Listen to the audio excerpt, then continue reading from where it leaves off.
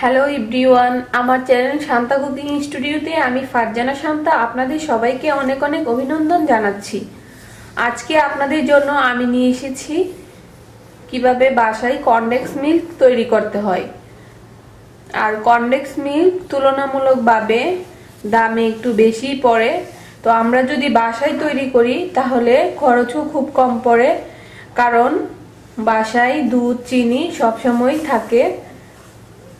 তাহলে চলুন এই কর্নডেক্স মিল্ক তৈরি করতে কি কি ইনগ্রেডিয়েন্টস লাগছে আমরা দেখে নিই।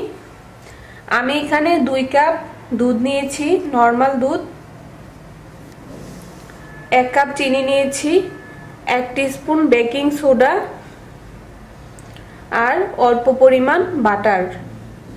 তাহলে চলুন এবার আমরা পরবর্তী স্টেপে চলে যাই।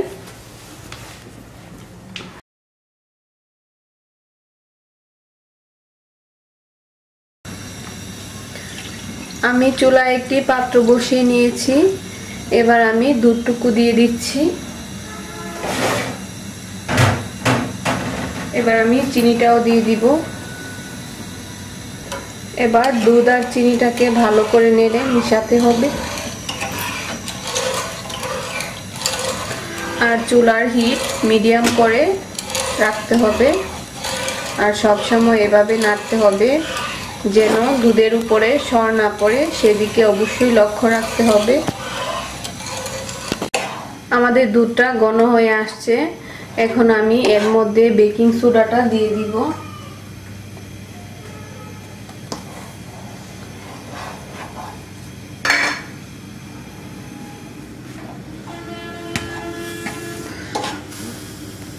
সোডা দিলে একটু ফেনা উঠবে, এতে ভয় পাওয়ার কোনো কারণ নেই, এটা আস্তে আস্তে কমে যাবে।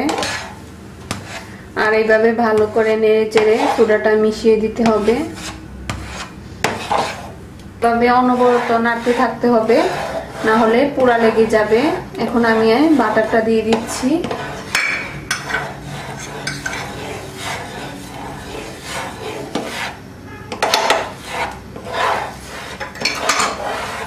দেখুন কর্নডেক্স মিল্কের কালার চলে আসছে।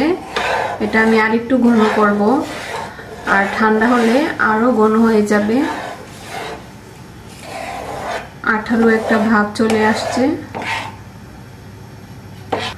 আমার কর্নডেক্স মিল্ক হয়ে গেছে, এখন আমি চুলা অফ করে দিব। আমি ঠান্ডা হলে এটা পরিবেশন করব। আমার কর্নডেক্স মিল্ক ঠান্ডা হয়ে গেছে, দেখুন কালারটাও সেম এসেছে দোকানের মতো, এবং ঘনটাও সেম হয়েছে। এই যে দেখুন কত সুন্দর হয়েছে, এবং ঠান্ডা হলে অনেক ঘন হয়ে গেছে। তো আশা করি আমার রেসিপিটি আপনাদের ভালো লেগেছে। আর এই কর্নডেক্স মিল্ক আপনারা 2 থেকে 3 সপ্তাহ পর্যন্ত নরমাল ফ্রিজে সংরক্ষণ করে রাখতে পারবেন। প্রতিদিন সহজ সহজ সুন্দর সুন্দর নতুন নতুন রেসিপি পেতে আমাদের চ্যানেলটি অবশ্যই সাবস্ক্রাইব করুন। সবাই ভালো থাকবেন, সুস্থ থাকবেন। সবাইকে ধন্যবাদ। আল্লাহ হাফেজ।